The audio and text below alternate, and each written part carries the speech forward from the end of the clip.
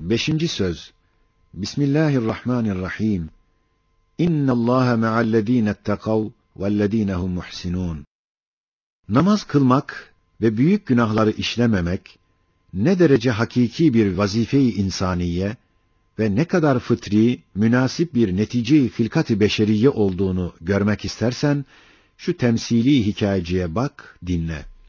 Seferberlikte bir taburda, biri muallem, vazifeperver, diğeri acemi, nefisperver iki asker beraber bulunuyordu. Vazifeperver nefer, talime ve cihada dikkat eder, erzak ve tayinatını hiç düşünmezdi. Çünkü anlamış ki, onu beslemek ve cihazatını vermek, hasta olsa tedavi etmek, hatta indel hace lokmayı ağzına koymaya kadar devletin vazifesidir. Ve onun asıl vazifesi talim ve cihattır.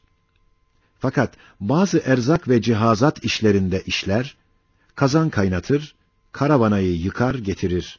Ona sorulsa ne yapıyorsun? Devletin angaryasını çekiyorum der. Demiyor, nafakam için çalışıyorum. Diğer şikemperver ve acemi nefer ise talime ve harbe dikkat etmezdi. O devlet işidir, bana ne derdi. Daim nafakasını düşünüp onun peşine dolaşır, taburu terk eder, çarşıya gider, alışveriş ederdi. Bir gün muallem arkadaşı ona dedi: "Birader, asıl vazifen talim ve muharebedir. Sen onun için buraya getirilmişsin. Padişaha itimat et, o seni aç bırakmaz. O onun vazifesidir. Hem sen aciz ve fakirsin, her yerde kendini beslettiremezsin. Hem mücahede ve seferberlik zamanıdır. Hem sana asidir der, ceza verirler." Evet, iki vazife peşimizde görünüyor. Biri, padişahın vazifesidir.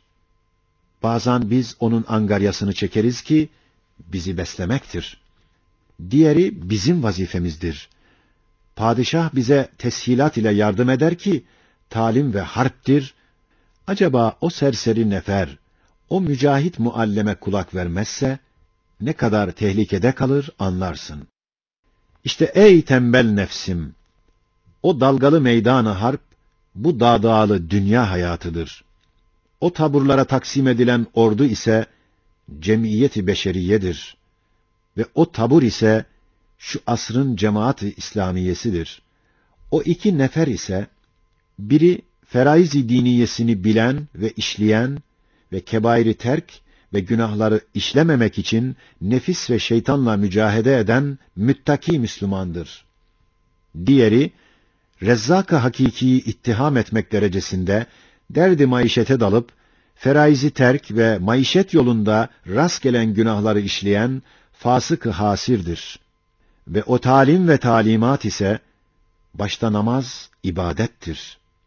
Ve o harp ise, nefis ve heva, cin ve ins şeytanlarına karşı mücahede edip, günahlardan ve ahlak-ı rezileden, kalp ve ruhunu helaketi ebediyeden kurtarmaktır.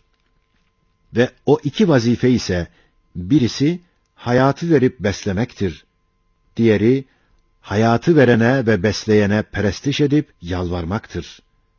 Ona tevekkül edip emniyet etmektir. Evet, en parlak bir mucize-i sanat-ı samedaniye ve bir harikayı hikmet-i Rabbaniye olan hayatı kim vermiş, yapmış ise, rızıkla o hayatı besleyen ve idame eden de odur.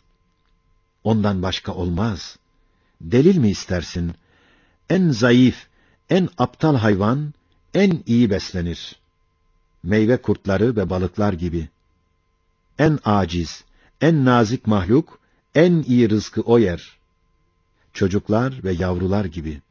Evet, vasıtayı rızkı helal, iktidar ve ihtiyar ile olmadığını, belki aczu zaaf ile olduğunu anlamak için, balıklar ile tilkileri, yavrular ile canavarları, ağaçlar ile hayvanları muvazene etmek kâfidir.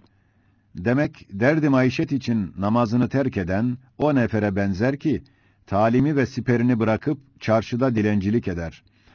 Fakat namazını kıldıktan sonra Cenab-ı Rezzak-ı Kerim'in matbaha-i rahmetinden tayinatını aramak, başkalara bağır olmamak için bizzat gitmek, güzeldir, mertliktir, o dahi bir ibadettir. Hem insan ibadet için halk olunduğunu, fıtratı ve cihazat-ı maneviyesi gösteriyor. Zira hayat-ı dünyeviyesine lazım olan amel ve iktidar cihetinde en edna bir serçe kuşuna yetişmez. Fakat hayat-ı maneviye ve uhreviyesine lazım olan ilim ve iftikar ile tazarru ve ibadet cihetinde hayvanatın sultanı ve kumandanı hükmündedir. Demek ey nefsim, eğer hayat-ı dünyeviyeyi gaye-i maksat yapsan ve ona daim çalışsan, en edna bir serçe kuşunun bir neferi hükmünde olursun. Eğer hayat-ı uhreviyeyi gaye-i maksat yapsan ve şu hayatı dahi ona vesile ve mezra etsen ve ona göre çalışsan, o vakit hayvanatın büyük bir kumandanı hükmünde ve şu dünyada Cenab-ı Hakk'ın nazlı ve niyazlar bir abdi, mükerrem ve muhterem bir misafiri olursun. İşte sana iki yol, istediğini intihab edebilirsin. Hidayet ve tevfiki Erhamur Rahiminden iste.